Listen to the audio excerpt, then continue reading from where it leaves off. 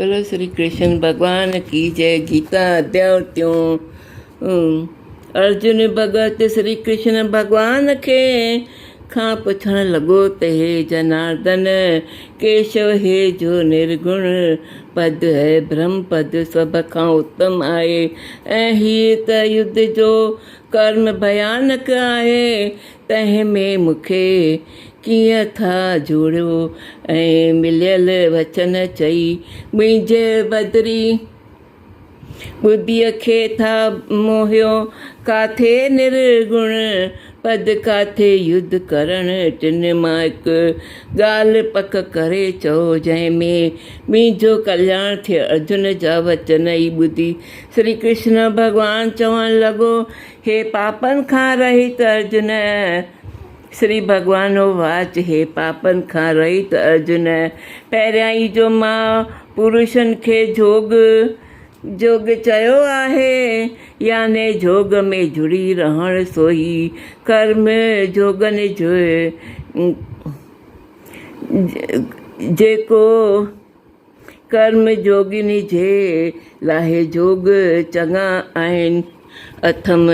हे अर्जुन जेको चङा कर्म छॾे वेहे ऐं तंहिंखे न करे चवे त मां कर्मनि खां छुटल आहियां सन्यासी आहियां से पुरुष भुली था चवनि न इहे निह कर्मी आहिनि जेकी बि देहदारी आहे सो माता जे गर्भ खां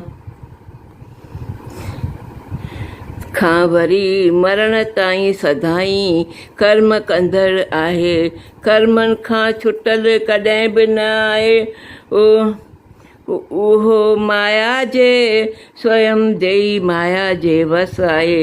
हे अर्जुन हाणे जोगीअ जी आहिनि वैरागी तन जी ॻाल्हि ॿुध से कहिड़ा आहिनि जो ॿाहिरियूं इंद्रियूं ॾेखारण लाइ पलथी मारे वेठा आहिनि ऐं मन करे इंद्रियुनि जे भोग जी चिंता कंदा आहिनि त कुझु मिले खाइजे पहिरिजे अहिड़ा जोगी पाखंडी आहिनि ऐं तिन खां चङा से कहिड़ा आहिनि जो ॿाहिरि जूं इंद्रियूं करे कर्म कंदा आहिनि पर मन जो निश्चल चेतो मुंहुं में रखंदा आहिनि से श्रेष्ठ आहिनि। अर्जुन कर्म करे तूं क्षत्रिय आहीं युद्ध करण तुंहिंजो धर्म आहे तूं इंद्रियुनि करे युद्ध कर ऐं मन जो निश्चल चेतो मुंहुं में रख कर्म करण खां सवाइ देह बि न रहंदी। ॿियो मां तोखे छा चवां श्लोक जगतनाथ नितम कर्म सो निह कर्म नर बंधनम लोक करे मोहन संदेह जन्म जन्म बहु भोग ते। हे अर्जुन जगत रूप भगवान सो मां आहियां सो मूंखां जुदा थी कर्म करे थो सो बंधननि में पवे थो तंहिं करे हे कुंती नंदन मुंहिंजी आज्ञा मञ त कर्म कर ऐं फल जी इच्छा न कर। जेको पुरुष जग जे सुधारे वास्ते भॻवान जी पूॼा कंदा आहिनि तिन जा लक्षण ॿुध। हे अर्जुन जॾहिं ब्रह्मा हिन संसार खे उत्पन्न कयो तॾहिं सारो जगत कर्मनि में रचियल ऐं जगत जी सामग्री बि पैदा कयाई। ब्रह्मा माण्हुनि खे हीअ बि आज्ञा ॾिनी हे मनुष्य हिन जग जे सामग्री करे जग जो मालिक भॻवान जो भॼन करियो ऐं तुंहिंजी पूॼा करियो ऐं हे भॻवान जा साखी अंग देवता आहिनि तिन जी बि पूॼा करियो ऐं छा तव्हां आशा कंदव उन आशा जो मन घुरियो फल देवता ॾींदा ऐं मनुष्य देवताउनि जी पूॼा करण लॻा सो मनुष्य जो कल्याण देवताउनि मां आहे। श्लोक जो भजन कर प्राणी लाए पूजा देवता ते मुक्ति संगल पावही इही वचन सब कर्म कहे अन होए पूजा कर भोजन ते ही मानत ताप करह खड़ बाड़ी जिय मृतक ते पाप भोगत। अर्जुन देवता मनुष्य खे मन घुरिया फल ॾियण जा समर्थ आहिनि सो देवता उन जो कल्याण माण्हुनि मां ऐं मनुष्यनि जो कल्याण देवताउनि मां आहे। हे मनुष्य देवताउनि जे निमित ॾियण खां सवाइ भोजन था कनि से देवताउनि जा चोर आहिनि जो ही माखे भोग लॻाए मुंहिंजो प्रसाद ॼाणी भोजन करे सो सभिनी उपाधियुनि खां मुक्त रूप जंहिं जीव मुंहिंजे नाले वठण खां सवाइ भोजन खाधो सो जीव सभिनी पापनि खे भोगींदो। सो कहिड़ा पाप आहिनि से ॿुध जेको जीव खेती करण करे ऐं जंड पीअण करे ॿुहारी पाइण सुम्हण पंधु करण ऐं चूल्हे ते रोटी पचाइण वक़्तु या रसोई पाइण वक़्तु इन्हनि वक़्तनि में जे जीव घात थिया आहिनि तिन जो पाप तिन जे सिर ते थींदो ऐं भोजन करे हे पाप तिन खे लॻंदो जो जीअं आहे जिस मरण खां सवाइ हे अर्जुन हाणे परमेश्वर जे सिमरण करे जो कल्याण थींदो आहे सो ॿुध जेके शरीरनि वारा भूत प्राणी आहिनि तिन जी उत्पत्ति उन मां ई आहे। पहिरियां ई माया मनुष्य अन्न ई खाईंदा आहिनि तिन खे बीरज थींदो आहे। स्त्री पुरुष जे संग मां रक्त ऐं बीरज जे मिलण करे ई शरीर उत्पत थींदो आहे। अहिड़ी आत्मा अन्न मां हीअ दही पैदा थींदी आहे ऐं अन्न जी उत्पत्ति बरसात करे थींदी आहे ऐं बरसात जी उत्पत्ति यज्ञ करण करे थींदी आहे ऐं यज्ञ कर्मनि करे थींदो आहे ऐं यज्ञ करण जी रीत वेदनि मां जाती वेंदी आहे। वेद पार ब्रह्म विषयनि मां पैदा थिया आहिनि तंहिं करे व्यापी जो आहे पार ब्रह्म सो नित आहे ऐं पूजा करण जोग आहे तंहिंखे पूजन करे संसार जा कल्याण थींदो आहे। जो अहिड़ो कल्याण रूप पार ब्रह्म खे पूॼे नथो ऐं पंहिंजे इंद्रियनि लाइ रसोई थो करे तंहिंजो जीअण निसफल आहे। हाणे जंहिंजी प्रीति आत्मा सां लॻी रही आहे सो आत्मा जे लाभ पाइण जोगा आहिनि से आत्मा जे लाभ खे पाए मगरूर आहिनि। तंहिंखे कोई खोटे चङे कर्म करण करे फल न आहे न पाप पुण्य आहे। जे जीव आत्मा जे लाभ पाइण वारा आहिनि तिन खे संसार जे मनुष्यनि सां को प्रयोजन न रहियो आहे। हाणे अर्जुन कर्म वरी थो चवां सो ॿुध जे इच्छा कर्म स्नान जहिड़ा आहिनि से कर्म न त्यागजनि। जो सत कर्म करे ऐं फल जी इच्छा न रखे सो पुरुष इन्हनि सत्य कर्मनि जे वास्ते पार ब्रह्म खे पाईंदो आहे। हे अर्जुन चङा कर्म जो आहिनि सत्य कर्म सनान खां वठी उन्हनि सत्य कर्मनि करे राजा जनक देह खां मुक्ति रूप थियो ऐं ॿिया आदि खां वठी घणा मनुष्य सिद्ध अवस्था खे प्राप्त थिया आहिनि। तंहिंखे ॾिसी उन्हीअ कर्म ॿिया माण्हू बि कंदा आहिनि। इन्हीअ कारण करे से देह हूंदे ई मुक्तीअ खे प्राप्त थिया आहिनि। तॾहिं बि तिन सतकर्म त्याॻिया ऐं जे सतकर्म त्याग कंदा आहिनि तिन लोकनि जा कर्म सभु भ्रष्ट थींदा से मनुष्य पशुअ पक्षीअ जे जूणिन वांगुरु चइबा। इन्हीअ करे महात्मा चङा कर्म कंदा रहंदा आहिनि। हे अर्जुन मूंखे ॾिस जो टिनी लोकनि में मूंखे कर्म करण जो प्रयोजन न आहे। जे मां कुझु चङा कर्म ई कंदसि तॾहिं बि मूंखे कुझु पुञ न थींदो ऐं न करण करे कुझु पाप बि थींदो। मां माण्हुनि जे कल्याण वास्ते सनानु संध्या गायत्री तर्पण कंदो आहियां ऐं ब्राह्मण गऊ माता पिता जी शेवा कंदो आहियां ऐं ॿिया चङा कर्म कंदो आहियां जे माण्हुनि खे सतकर्म सेखारण कंदो आहियां। जे आलस करे सतकर्म जो त्याग करे विहा त मूंखे ॾिसी सभु माण्हू सतकर्म खे त्यागे विहंदा। हे अर्जुन जंहिं रस्ते मां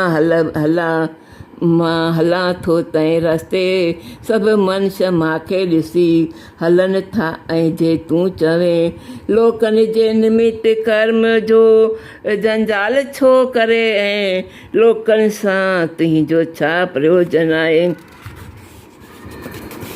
तंहिंजो उत्तर ॿुध। हे मनुष्य नारायण जी मूर्ति आहे जॾहिं ही सभु कर्म पशुनि वांगुरु थी वञनि पोइ त पंहिंजे प्रजा जी हानि थियण करे पंहिंजी बि हानि थींदी। इन्हीअ निमित्त पंहिंजे प्रजा जे कल्याण करण करे मां सतकर्म कंदो आहियां। ॿिया मुंहिंजो प्रयोजन कोन आहे। तंहिं कारण हे अर्जुन जो कोई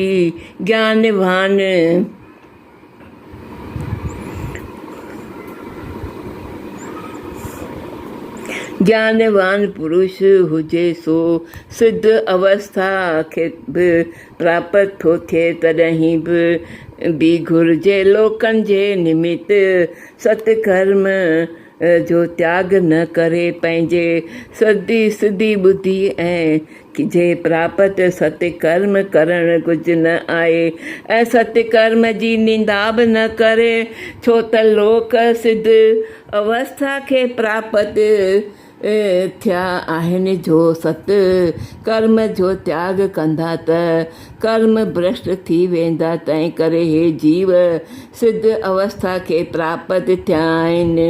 उहे पुरुष संसारी लोकनि खे सतकर्म खां भ्रष्ट न कनि। इहा मुंहिंजी आज्ञा आहे। जो सिद्ध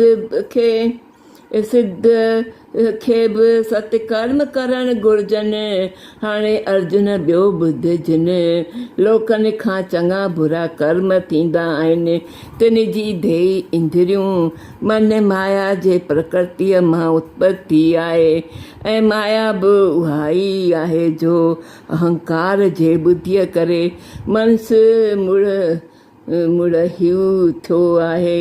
तिन मनुष्य जो आत्मा अहंकार करे मोह कंदो आहे त ही कर्म मूं कया। हे महाबाहु अर्जुन इन्हनि गुणनि ऐं कर्मनि जो तत माखे ॿुध। जंहिं देह जे इंद्रियनि जो जहिड़ो स्वभाव आहे तहिड़ो कर्म तंहिंखां थींदो आहे।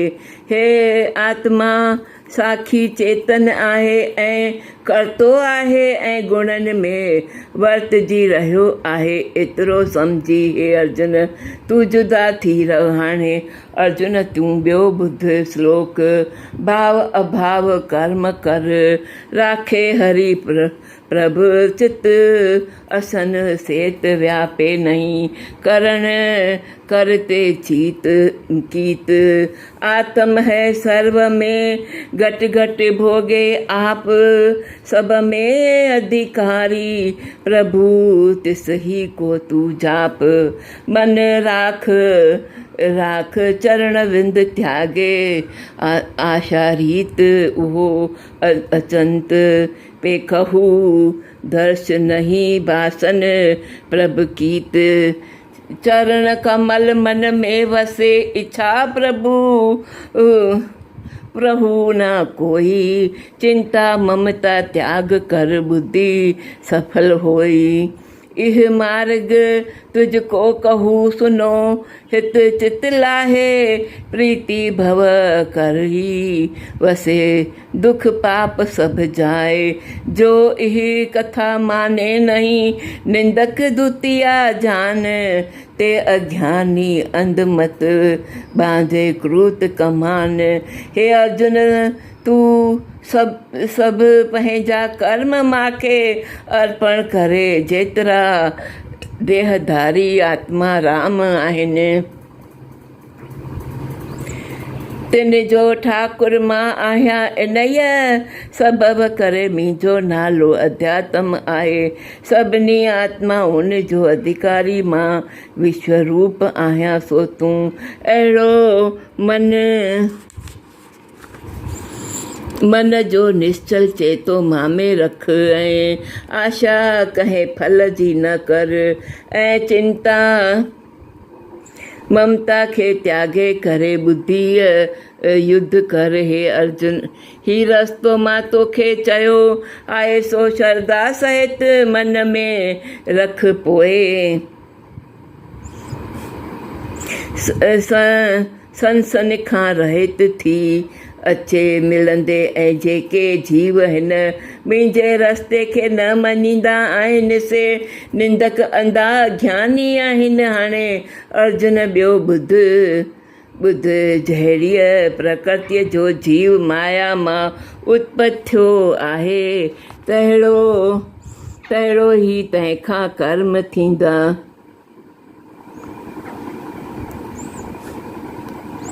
तहिड़ो ई तंहिंखां कर्म थींदो आहे सभई जीव प्राणी स्वभाव जे वस में आहिनि पंहिंजे वस में न आहिनि इहा ॻाल्हि सम्झी न कंहिंखे भलो न कंहिंखे बुरो चइजे तोड़े को ही भलो करे या बुरो करे सम्झो सब जो साखी थी संसार जो कोतक ॾिसिजे इन्हीअ करे सदाई आत्म पद में लीन रहिजे हाणे अर्जुन ॿियो ॿुध ही जो सुरजीत सादियल जो इंद्रियूं आहिनि तूं इन्हनि जे भोगण लाइ न वञे इहे हर्ष शोक पैदा कंदड़ रस्ते में फुरण करण वारा चोर आहिनि तूं इन्हनि जे भोगण वास्ते न वञ श्री कृष्ण भॻवान जा इहे वचन ॿुधी अर्जुन चवणु लॻो अर्जुनो वाच हे यादवनि जा पति श्री कृष्ण भॻवानु इन्हीअ ॻाल्हि खे त सभई माण्हू ॼाणंदा आहिनि जो पाप करण मां दुख थींदो आहे सो हे प्रभु पाप कर्म इहे मनुष्य करे कंहिंजे बल करे था कनि ऐं केरु थो कराए सो मूंखे सम्झाए चओ श्री भॻवानो वाच हे अर्जुन काम ऐं क्रोध ॿई राजा रजोगुण मां उत्पन्न आहिनि ऐं उन्हनि जो आहार बि घणो आहे इहे कॾहिं बि द्रुपद न थींदा आहिनि पाप जो रूप आहिनि ॿई मनुष्यनि खे फंदे में फासाए पाप कराईंदा आहिनि अर्जुनो वाच हे भॻवान इन्हनि जो वृतांत मूंखे विस्तार सहित निर्णय करे ॿुधायो जो इन्हनि जो कर्म कहिड़ीअ तरह थींदो आहे ऐं जन्म करे कीअं आहिनि ऐं नन जो आत्मा केरु आहे, नन जो आचार ऐं कर्म कहिड़ा आहिनि, सो वृतांत वीचार सहित चओ। हाणे हिन जो उत्तर श्री कृष्ण भॻवानु थो चवे। भॻवानो वाच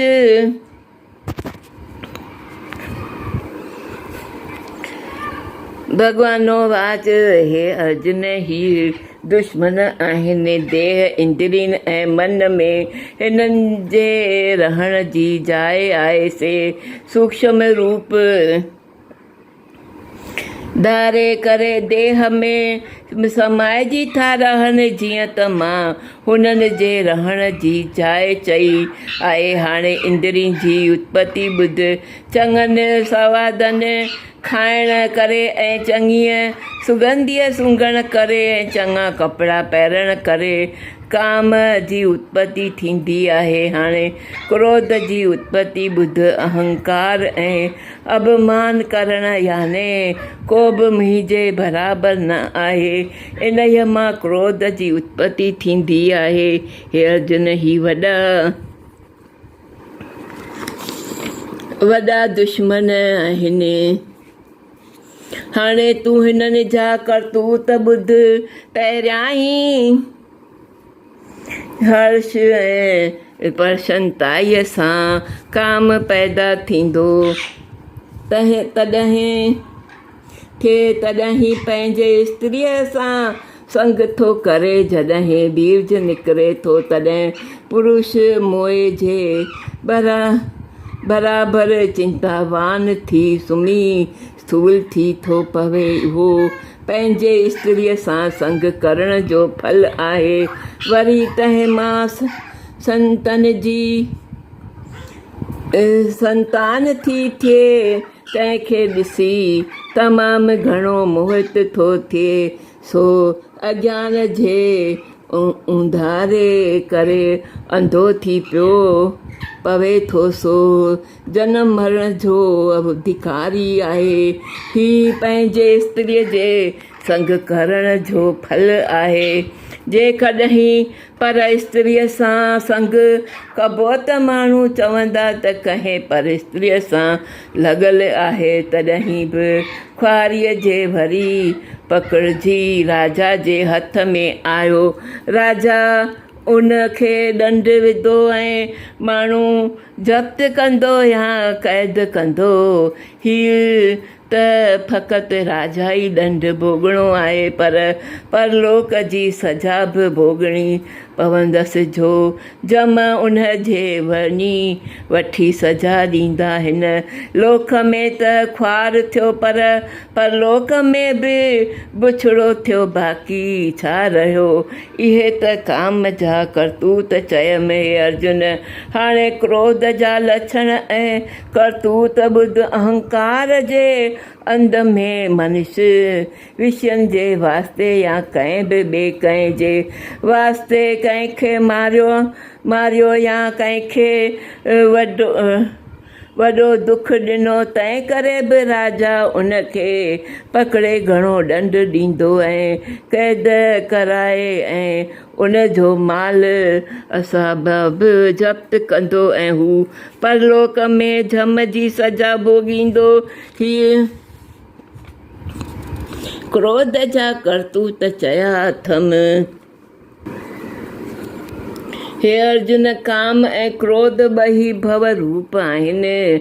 वरी वरी मनुष्य खे मोह में भरमाईंदा आहिनि। ॿई पाप रूप ऐं असुल नीच आहिनि। हे सदाई मनुष्य जा वज ॻोल्हींदा रहनि था। इन्हीअ तरह चोर पंहिंजे समो तकींदा रहंदा आहे, सो घर जो मालिक सुम्हे त धन हथ करियां। अहिड़ीअ तरह सुम्हे जो वज तकींदा रहंदा आहिनि ऐं रजो गुण मां उत्पत उन्हनि जी आहे ऐं आत्म जे भुलण करे सावधान आहिनि। मनुष्यनि में ही ॿई फसाद कराइण वारा आहिनि जीअं मुंहिंजे ॼाण जो ज्ञान उन्हनि लुटियो आहे सो ॿुध जीव जीअं दुहे करे अग्नि तमामु लुटिजी वेंदी आहे जीअं परदे जे अंदरि लपटियल ॿार ॼमंदो आहे अहिड़ीअ तरह हिननि ॿिन्ही पंहिंजो ज्ञान लुटियो आहे ऐं न त ही ज्ञान जा वेरी आहिनि हे कुंती नंदन ही ॿई काम ऐं मग जे दफ़े करे कॾहिं बि दबा कीन रहंदा आहिनि पाप रूप आहिनि ऐं इंद्रियुनि ऐं मन ॿुधी इन्हनि में काम जो वास्तो आहे इंद्रियुनि में वस करे मनुष्य खे मोहित कंदा आहिनि इन्हीअ करे हे अर्जुन इंद्रियुनि खां वठी मन ॿुधी चित खे वस कर इहे पाप रूप आहिनि ज्ञान ऐं अज्ञान खे नाश करण वारा आहिनि हाणे जंहिं प्रकार इंद्रियूं जीतियूं वञनि सो ॿुध ही देही जड़ आहे हिन में जो इंद्रियूं चेतन रूप आहिनि से इंद्रियूं मन करे सूरजित आहिनि हिन खां परे ॿुधी आहे ॿुधीअ खां परे आत्मा आहे सो तूं ॿुद्धीअ सां मिली तंहिं आत्मा जे ज्ञान सां जुड़ी रह हे अर्जुन इन्हीअ में स्वरूप पद बल वारो थींदो तंहिंमें तूं पंहिंजे बल करे दुष्ट काम क्रोध खे मारे इंद्रियूं वस कर मुक्तिअ खे पाए तेसरी भगवत गीता श्री कृष्ण अर्जुन संवादे टियों अध्याय कर्म योग नाले संपूर्ण थियो बोलो श्री गीता।